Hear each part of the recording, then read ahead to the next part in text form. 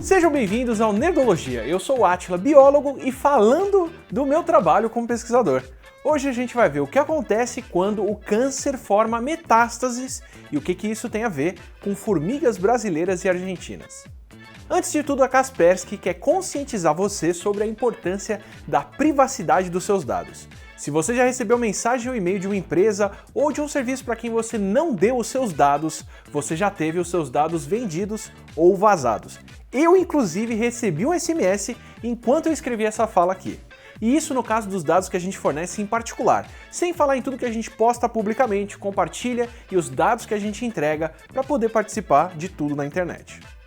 Além de senhas seguras e atualizadas o tempo todo, o que a Kaspersky pode ajudar você a fazer, vale lembrar do cuidado com os dados que você compartilha, com as fotos e com a informação que você posta.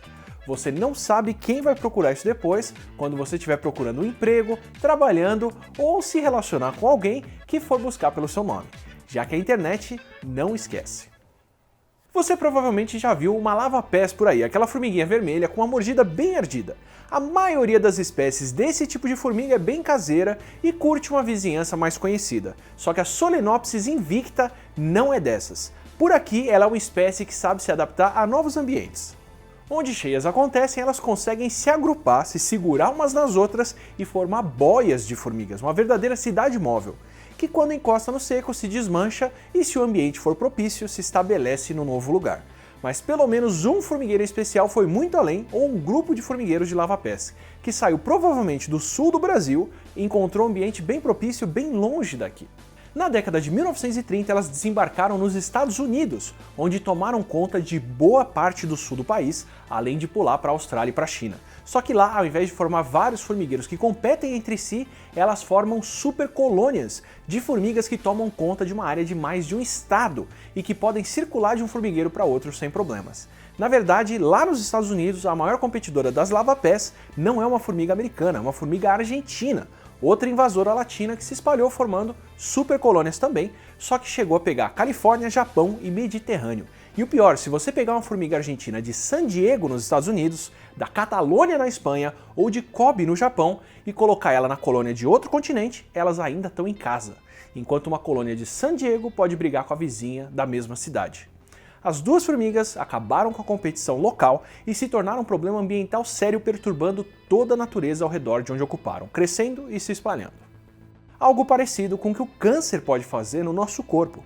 Normalmente, tirando as células sanguíneas que realmente circulam para lá e para cá no corpo, as nossas células são bem caseiras e dependem do tecido onde elas estão. Uma célula da pele pode até se dividir e cobrir uma cicatriz maior, mas assim como um neurônio, ela não tem muito como ir para lá e para cá. Agora, quando um grupo de células sofre mutações até se tornarem células malignas, que continuam se dividindo e formam um tumor, como a gente já falou no episódio sobre câncer, tem uma coisa pior que pode acontecer. As células tumorais são bem mais egoístas e podem começar a se desprender do tecido, do tumor, e cair na corrente sanguínea, onde elas vão dar uma volta pelo corpo parecida com a das formigas lava-pés. E assim como as formigas, se elas encontrarem um lugar favorável no caminho, podem acabar ficando por lá em outros órgãos e continuar se dividindo. Nesse caso, formando novos tumores, que são as metástases, que podem ser um pouco mais complicadas do que os formigueiros. Como a gente falou lá no Nerdologia Ensina sobre organismos complexos e cooperação, quando os primeiros organismos com mais de uma célula apareceram, os organismos multicelulares, apareceu já a vulnerabilidade ao câncer, a chance de trapaça de alguma das nossas células. E tirando alguns casos, como das esponjas ou das topeiras, a gente já viu o câncer ou algo parecido com isso acontecer em quase todo tipo de ser vivo multicelular, de plantas a algas vermelhas, de fungos a corais, de polvos a crustáceos, incluindo os tubarões. A diferença é que em um organismo como uma planta, que tem um sistema circulatório bem mais lento e bem mais fechado do que o nosso, um tumor pode crescer localmente, só que ele não se espalha. Então a planta vai continuar crescendo indefinidamente, mesmo tendo um tumor. Enquanto o nosso sistema circulatório, que tem sangue e linfa circulando por vasos que transportam células sem problemas, os tumores podem se espalhar pelo corpo e causar muito mais estrago em bem menos tempo. Ao contrário das plantas, nós podemos andar, falar e fazer ferramentas graças aos nossos músculos e ao sangue que leva os nutrientes para eles. E esse é o preço que a gente paga por essa habilidade.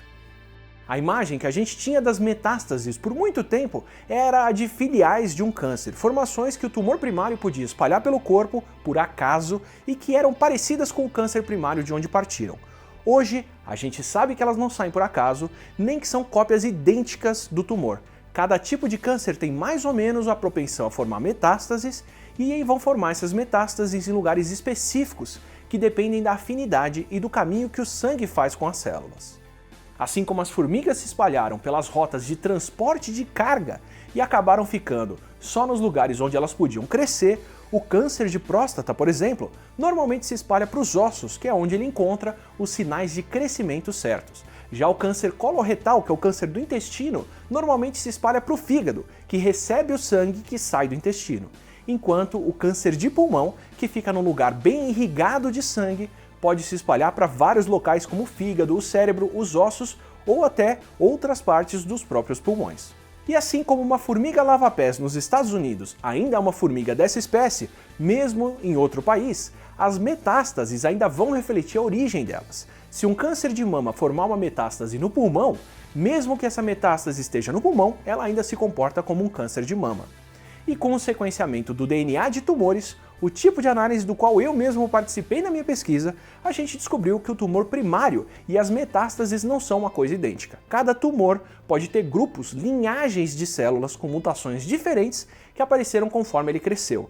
E cada população dessas tem chances diferentes de formar metástases pelo corpo.